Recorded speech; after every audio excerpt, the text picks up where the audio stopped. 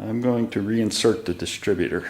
There is the hole that it goes into. I'm going to back this off a bit. I've got a new gasket on the distributor. All ready to go back in. And what I noticed when I took it off, I set it to top dead center on number 1. And my rotor was pointing right at this edge of this breather.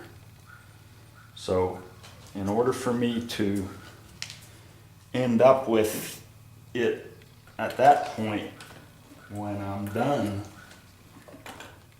I need to start a little bit counterclockwise from there.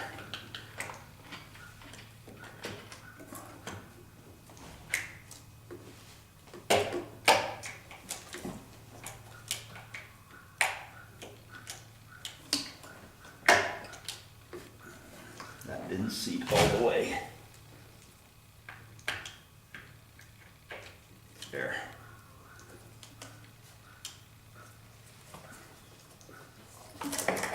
Back in. Rotor pointing to the left side of the breather tube. Very easy to do. Now whenever I go ahead and put the cap on and put the wires on, I have to make sure that my number 1 wire is right above this point here.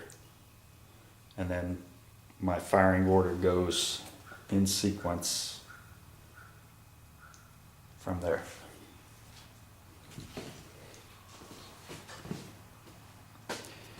I did turn the engine over when I had the distributor out, but I always turned it over in multiples of 2 so that top dead center was still on the compression stroke.